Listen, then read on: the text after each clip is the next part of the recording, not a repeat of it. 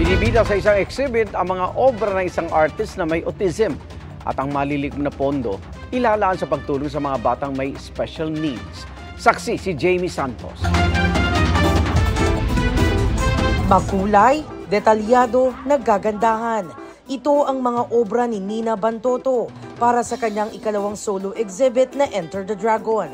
Tampok dito ang 12 Chinese zodiac signs na isa sa kanyang mga hilig.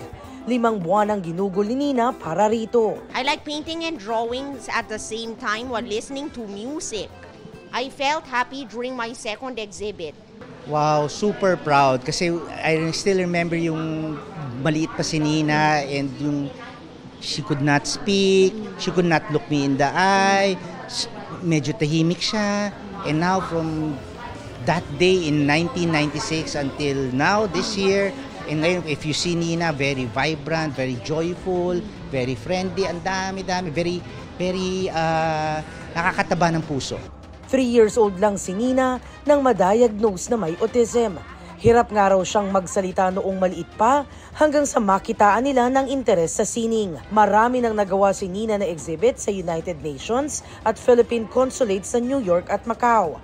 Hilig niyang magpinta gamit ang acrylic paint, watercolor, charcoal at colored pencils. At ngayon, gumagawa na rin siya ng digital art. We're really into paying it forward. So her first exhibit 5 years ago, ang beneficiary is Reach Foundation.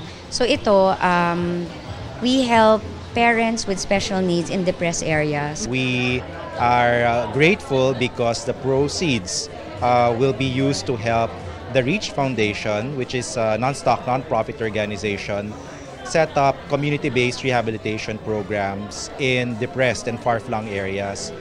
Hanggang February 15 pa maaring masilayan ang Enter the Dragon exhibit sa Gallery Joaquin sa Podium Mall sa Ortigas Center, Mandaluyong City.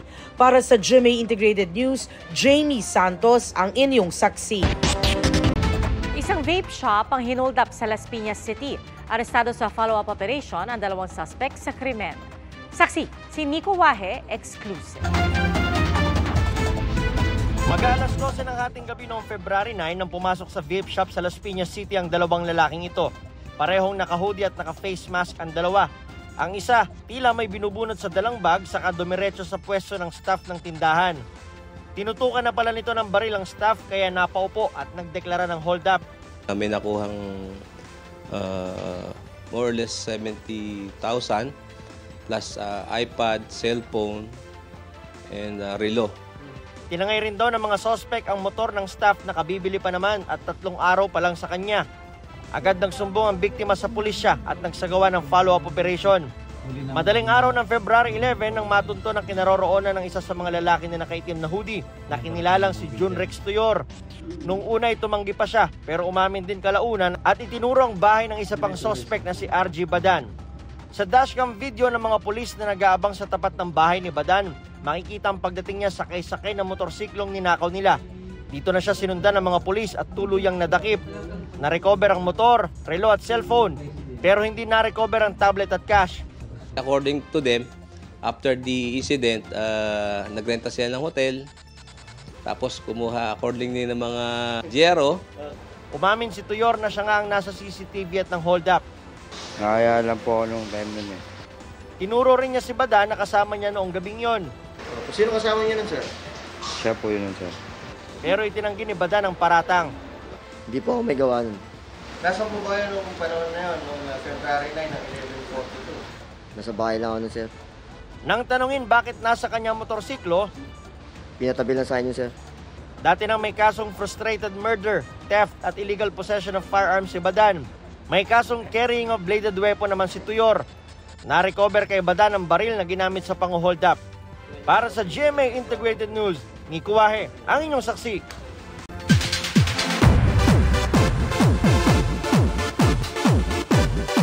Nagbigay na pahayag si King of Talk Boy Abunda matapos ang joint statement ni Bea Alonzo at Dominic Roque na may mga nagkumpirma raw ng kanilang breakup nang wala nilang pahintulot. Narito ang showbiz saksi ni Nelson Carlas. Yes, Hiwalay po si Dominic at saka si Bea. Matapos ang ilang araw na usap-usapan, kinumpirma ni Bea Alonzo at Dominic Roque na nagkasundo silang hindi na ituloy ang kanilang kasal. Hindi raw naging madali ang desisyon. Gusto raw sana nila ng mas maraming oras para pag-isipan at ipagdasal ito. Pero marami nang kumalat na espekulasyon. Tanong, pati insulto, may mga nagkumpirma rin daw ng hiwalayan nang walaan nilang consent o paalam mula sa kanila. Ang iba, lumikha pa ng mga walang basehan at maling kwento kaya nagsalita na sila para sa kanilang peace of mind. Hiningan namin ng reaksyon si Boy Abunda, isa sa mga huling nagbalita ng hiwalayan batay sa kanyang source, na nanawagan din noong maging maingat sa mga espekulasyon. Sabi niya ngayon, kaugnay sa joint statement ni Bea at Dominic. May dahilan para mag-react nun sa statement. Pero I'm not going to do that now. Kasi I realize na people involved in this controversy are going through pain. Masakit maghiwalay, masakit ang mapunta doon sa sitwasyon na yon. Even pain deserves respect at pinipili kong manahimik. Sinabi yan ni Kuya Boy sa kanyang pag-renew ng kontrata sa GMA Network matapos ang 1 taong pagbabalik kapuso. Pinangunahan ito ni na GMA Chairman Attorney Felipe Gozon, President and CEO Gilberto Duwabic Jr., EVP and CFO Felipe Yalong, at SVP for Entertainment Group Lilibet Razonable. Nagagalak tayo na nag-renew siya sa atin at nakita ko kung ano ang respeto sa kanya ng mga artista, hindi lamang from GMA, maski sa mga kabilang channels. Nakakagalak naman, no? Nakakapagtaba ng puso kung makikita natin yung ratings.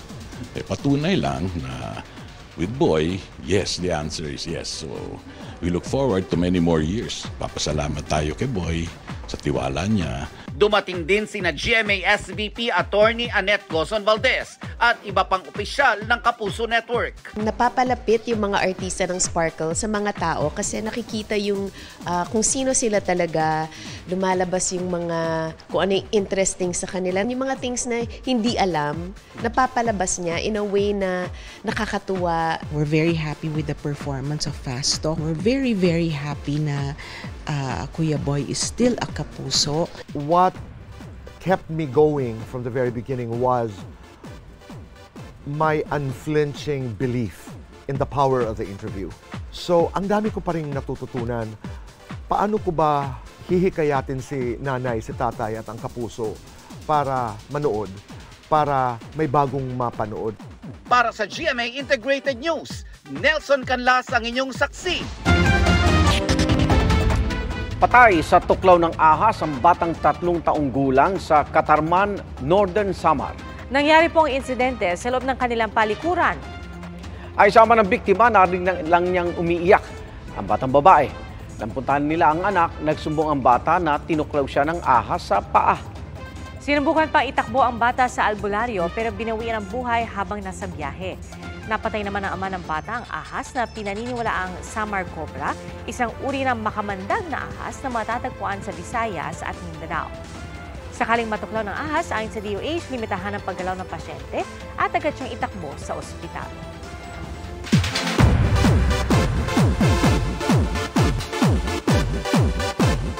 Talk of the town ang 2024 NFL Super Bowl dahil bukod sa sweet victory ng Chiefs, may sweet kiss din si Taylor Swift at si Travis Kelce.